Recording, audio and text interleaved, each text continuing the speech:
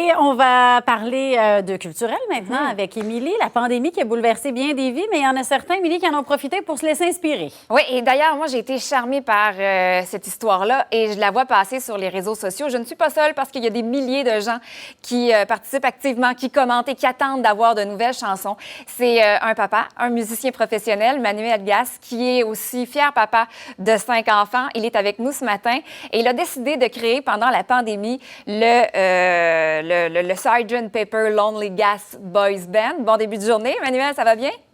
Salut Émilie, ça va bien toi? Ben oui, ça va bien, merci. Est-ce que tu peux nous expliquer comment ça a parti justement cette idée de faire des vidéos qui sont publiées sur Facebook de toi et de tes enfants?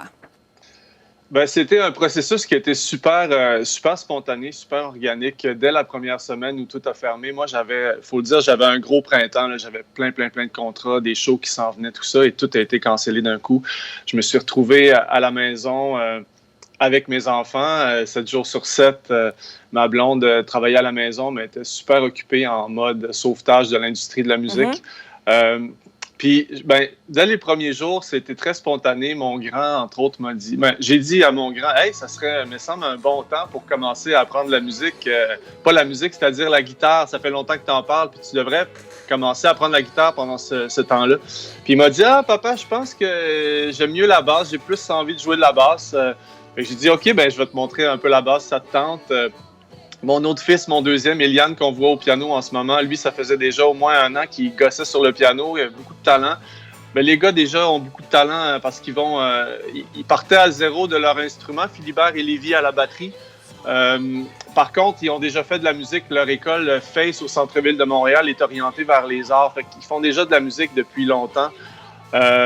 Mais pas ces instruments-là. Fait que là, dès la première semaine, dès qu'ils ont commencé à jouer quelques notes, j'ai dit « Hey, on devrait faire une vidéo pour le fun, une chanson des Beatles » parce qu'ils étaient en train de découvrir les Beatles cet hiver.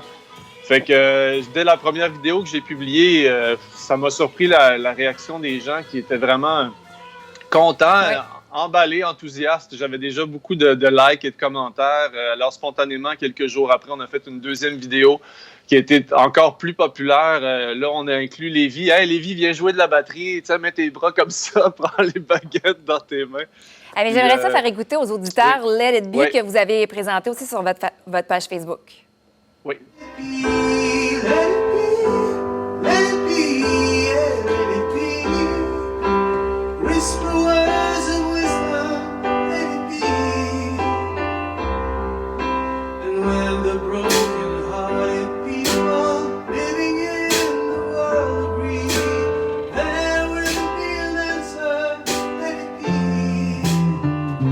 Mais là, il y a quand même une période d'apprentissage là, où vous apprenez la chanson. Ça prend combien de temps environ avant de pouvoir sortir le vidéo et la chanson enregistrée? Ça dépend vraiment des chansons. Il y en a une qui s'appelle Golden Slumbers, entre autres, qui me tenait beaucoup à cœur, mais qui est très complexe. On l'a travaillé pendant 1 mois à peu près, par-ci, par-là, jusqu'à ce que moi, je décide qu'elle était prête. Sinon, il y a des chansons que ça va super vite. En 2-3 jours, déjà, on est capable de les jouer. Après, c'est le fun parce que moi, avec mes gars, on en parle, on se fait un horaire, on parle qu'est-ce qu'on devrait enregistrer quand. On est comme vraiment un petit band. Je suis plus juste le papa, je suis un membre du band avec mes enfants. Puis ça, je trouve ça super cool. Mais pensais-tu qu'il allait avoir autant d'effervescence autour de ce projet-là que tu présentes sur Facebook? Non, vraiment pas. Honnêtement, ce que je me rends compte après des mois, c'est que les gens, quand on présente des choses comme artiste sur Facebook, on a des likes, on a des commentaires, mais là, c'est différent. J'ai vraiment l'impression que ça fait du bien aux gens puis qu'ils adorent ça pour vrai.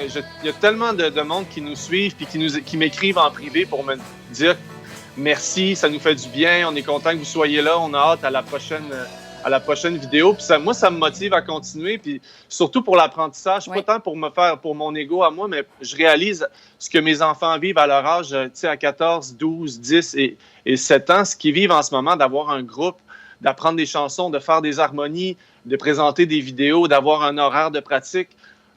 C'est un apprentissage qui est extraordinaire. Moi, j'ai commencé beaucoup plus tard que ça, puis maintenant, je suis musicien professionnel et j'avais pas d'outils à l'époque. Aujourd'hui, les jeunes, si vous avez du temps, du talent, vous avez tellement d'outils, profitez-en, vous pouvez aller loin avec ça. Mais c'est ça, et on a du temps. D'ailleurs, je te pose la question, c'est quand la prochaine chanson qui va sortir?